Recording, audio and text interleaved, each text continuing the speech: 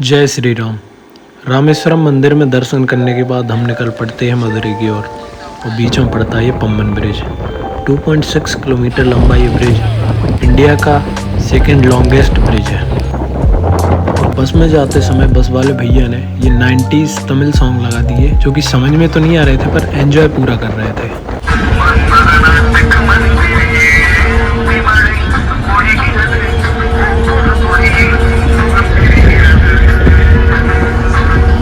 और 175 किलोमीटर के लंबे सफ़र के बाद हम पहुंचते हैं the temple city Madurai.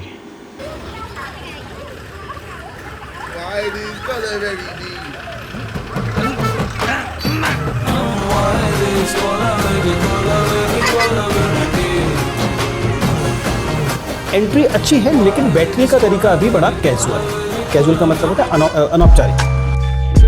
Madurai bus stand पर 300 पर पर्सन के हिसाब से एक पैकेज बुक करते हैं, जिसमें मदुरई के सभी टेम्पल्स के साथ साथ मीनाक्षी मंदिर घुमाने का प्लान था। तो भैया जी ट्रैवल पैकेज बुक करने के बाद हम निकल पड़ते हैं ट्रैवल कंपनी के ऑफिस की तरफ, ताकि अपना लगेज रख के कुछ खा सकें। खाने में ऑर्डर करते हैं हम साउथ इंडिया का फेमस चावल एंड रसम।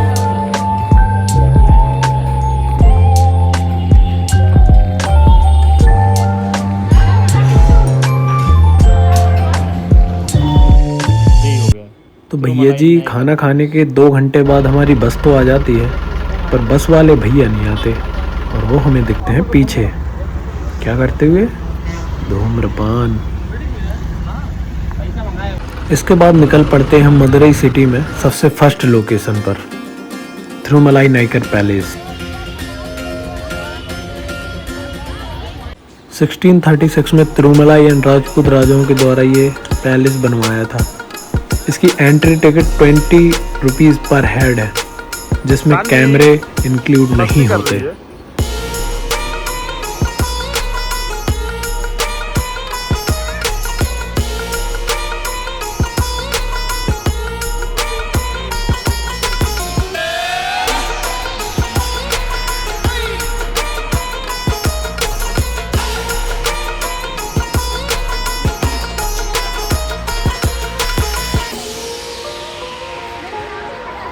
तो भैया थिरुमलाई नाइकर पैलेस में घूमने के बाद हम निकल पड़ते हैं अपनी सेकंड लोकेशन पर, अलागर कोविल, जिसे अजगर कोविल के नाम से भी जाना जाता है। यह मंदिर अलागर माउंटेन्स पर बना हुआ है।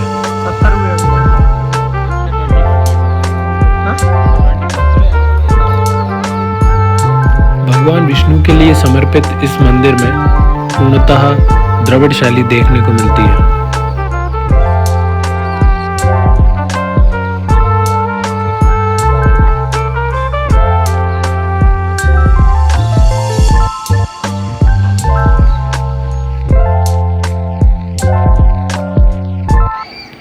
मंदिर के अंदर बहुत सुंदर प्रतिमाएं भी देखी जा सकती हैं। यह मंदिर पूरी तरह पत्थर से बना हुआ है।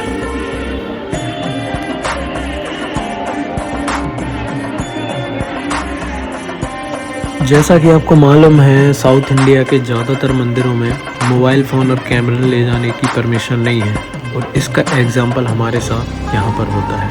जब मैं वीडियो शूट कर रहा होता हूँ तभी मंदिर के एक पंडित जी हमको इसी बात के लिए रोक देते हैं और वीडियो बनाने से मना कर देते हैं।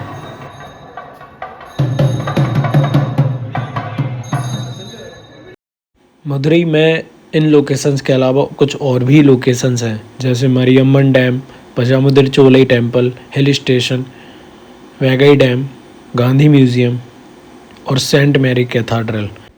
कैमरे की परमिशन ना मिलने के कारण और शाम हो जाने के कारण मैं इन प्लेस को शूट नहीं कर पाया।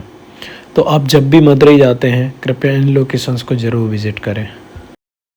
और इसके बाद पहुंचते हैं मदुरई का सबसे प्रसिद्ध मंदिर, मीनाक्षी मंदिर। मीनाक्षी मंदिर में रामेश्वरम मंदिर की तरह ही 4 द्वार हैं। इस मंदिर में दर्शन के लिए एंट्री पश्चिम द्वार से होती है। मंदिर में कोई भी इलेक्ट्रॉनिक गैजेट, मोबाइल और पर्स ले जाने की परमिशन नहीं है। इसके लिए पश्चिमी द्वार पर ही लॉकर रूम की व्यवस्था की गई है। मंदिर में दर्शन के लिए लगभग 3 से 4 घंटे लाइन में लगना पड़ता है। मदुरई मंदिर से रिलेटेड सभी जानकारी और फैक्ट दूसरी वीडियो में है। मंदिर से दर्शन करने के बाद निकल पड़ते हैं हम स्टेशन की तरफ।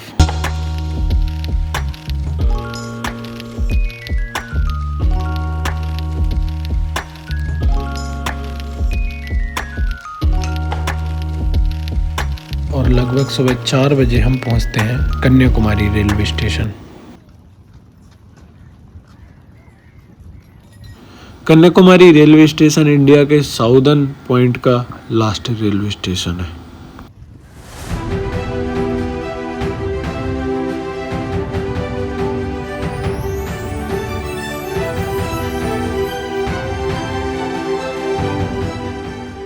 भैया जी, कन्याकुमारी स्टेशन से निकलने के बाद हम बुक करते एक एम्बेसडर, जिसमें बैठते से ही ना, और इस एम्बेसडर में बैठते से ही 90s वाली फीलिंग होनी शुरू हो जाती है।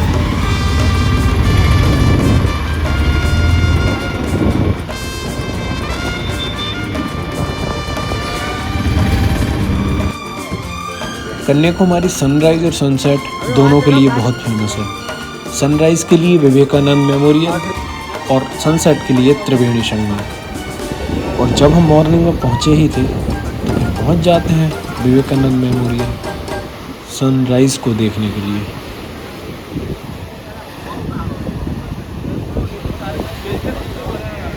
विवेकानंद रॉक मेमोरियल के जस्ट सामने थिरुवल्लवर स्टैच्यू है।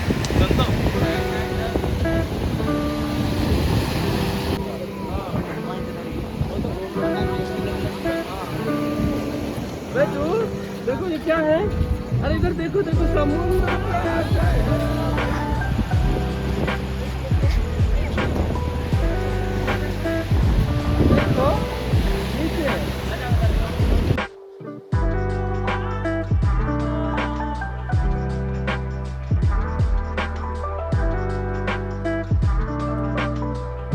जब हम सनराइज पॉइंट पर पहुंचे तो वहां के बादल को देखकर ऐसा लगा था कि आज हम सनराइज नहीं देख पाएंगे, लेकिन A few moments later.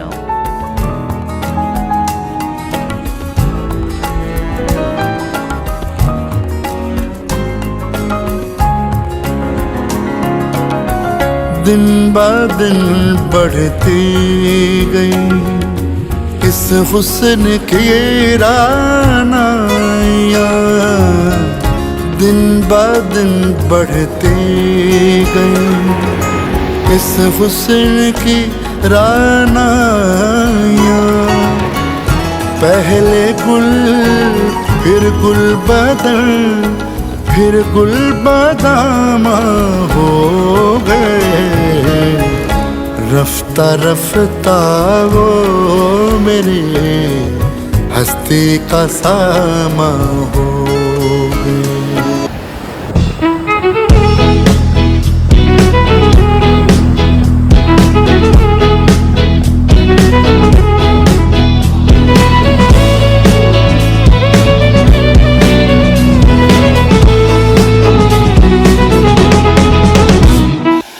Vivekananda memorial से सनराइज देखने के बाद हम पहुंचते हैं इंडिया के सबसे साउदर्न पॉइंट कन्याकुमारी के सबसे आखिरी पॉइंट पर।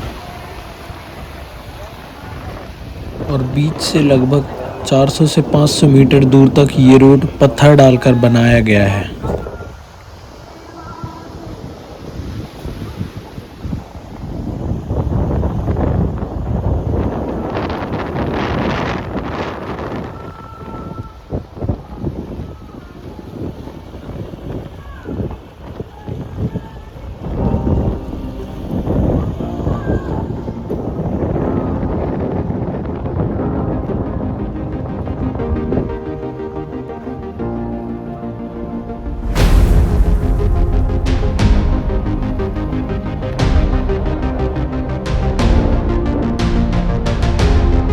इसी रूट पर थोड़ी देर बाद चलने के बाद मैं जो देखना चाह रहा था वो मुझे दिख गया।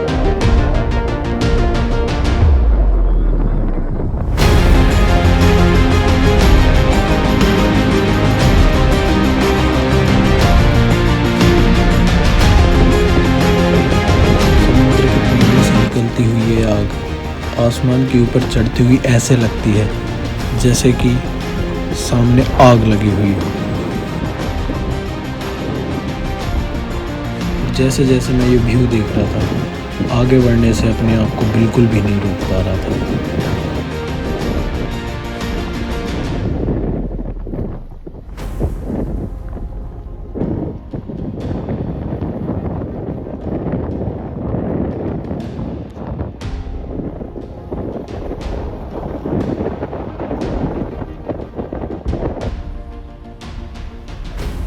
लगभग 300 मीटर चलने के बाद हम सबसे लास्ट पॉइंट पर पहुंच जाते हैं और वहां से जो व्यू दिखता है,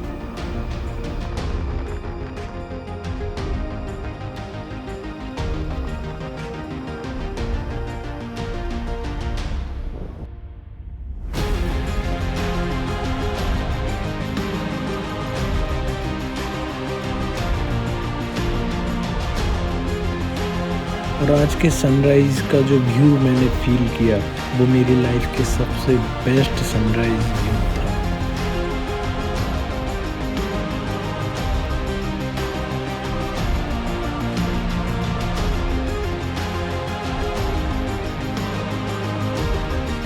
बीच पर थोड़ी देर घूमने के बाद हम निकल पड़ते कन्याकुमारी के लोकल फिश मार्केट की तरफ।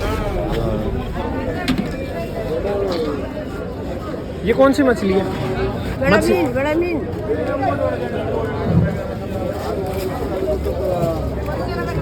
मछली के अलावा और क्या मिलता है इधर? मछली के अलावा और क्या मिलता है? क्रैब क्रैब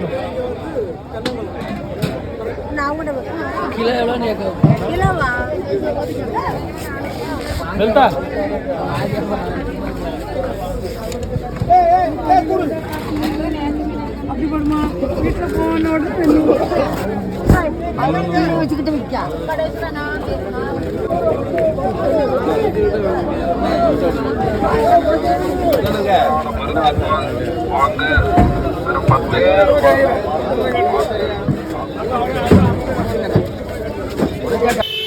और भैया जी, आप ये जो भीड़ देख रहे हैं, ये है विवेकानंद रॉक मेमोरियल जाने के लिए भीड़।